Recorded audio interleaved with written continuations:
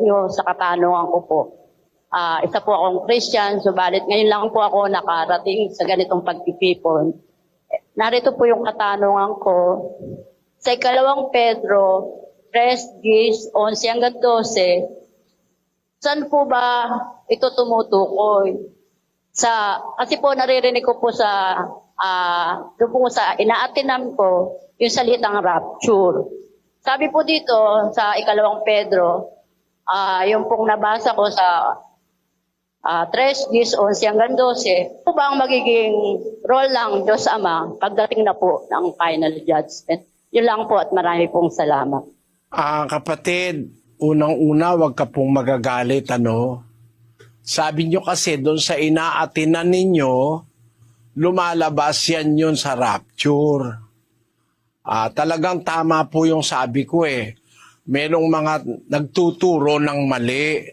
Nakakatakot talaga yung ganon. Maliligaw ang isip ng tao. Basahin po natin yung 3:10 hanggang 12 ng ikalawang Pedro. Datapwat darating ang araw ng Panginoon na gaya ng magnanakaw, na ang sangkalangitan sa araw na iyan ay mapaparam na kasabay ng malaking ugong, at ang mga bagay sa langit ay mapupugnaw sa matinding init, at ang lupa at ang mga gawang nasa lupa ay pawang masusunog. Yamang ang lahat ng mga bagay na ito ay mapupugnaw ng ganito.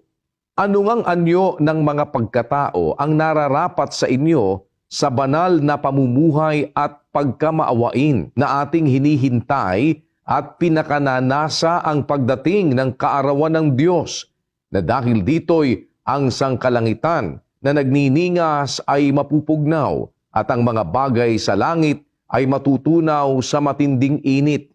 Alam mo po kapatid na Loliana, hindi lang po yung inaatinan mo ang may maling paniniwala tungkol dyan. Alin po ang totoo?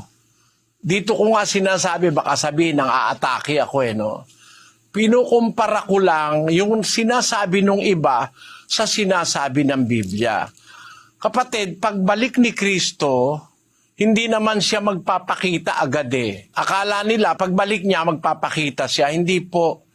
Pagbalik niya, meron siyang pagbalik na sinasabi na hindi naman siya pupunta sa lupa. Bababa lang siya sa langit, susunduin niya yung maliligtas. Yun yung rapture na sinasabi ng ibang iglesia. Unang Tesalonica 4:16. Sapagkat ang Panginoon din ang bababang mula